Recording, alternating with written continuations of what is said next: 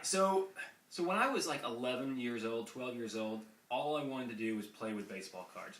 Let the other kids actually go outside and hit baseballs and catch baseballs. I wanted to just flip through and find out that Ken Griffey Jr., his 88 season was interrupted by a stress fracture in his neck. I love that kind of stuff. I love flipping through this classic card and filing him and holding on to him for 20 years later. My room was filled with baseball memorabilia. Think about what your room was like. Did you have Barbies? Did you have G.I. Joes? Did you have things you found in the woods? Whatever it was. Mine, I love that sense of the posters and the baseball hats and all the piles and boxes of cards. My favorite poster, because my favorite team was the A's, favorite poster had Mark McGwire and Jose Canseco. Both of them now we know are cheaters, but then they were heroes to me. And I didn't just put the poster just on the wall like everyone else. I hung it on the ceiling so it kind of came out three-dimensional. It looked like they were just going to bust out and do that forearm thing that they would do after every home run. These days, I can still think back, even when I check the box scores, the A's.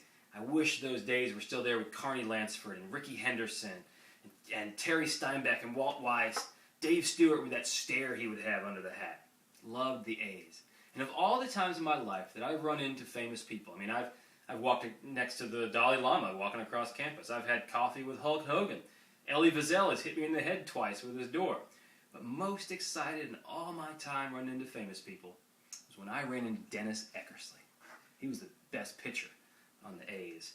Except for that one night in the 1988 World Series. It was my birthday party, and he gave up a home run to Kirk Gibson.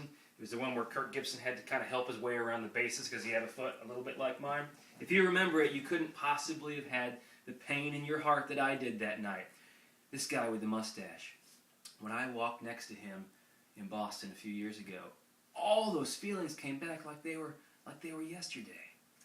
And that's the kind of people we are. The great feelings, the bad feelings, they just come back. A little word here, a little phrase there, a smell, and you remember your grandparents' house.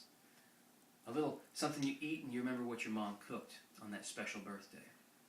In one way, this is a blessing. God has given us something that we can hold on to these great memories. It enhances the way we can love our family and the people that were so dear to us in those days. On the other hand, it can be painful. It can be painful that 10, 20, 30 years later, one word can turn us back into those broken people we were at some point. The song the band is about to play, Johnny Cash sings it. There's this line in there. It says, "We are full of broken thoughts I cannot repair." I think there's something in the gospel truth to that we cannot repair ourselves. Now, we can get through and we can be functional, and with other people's helps, we can be successful in our lives. We are. We get through.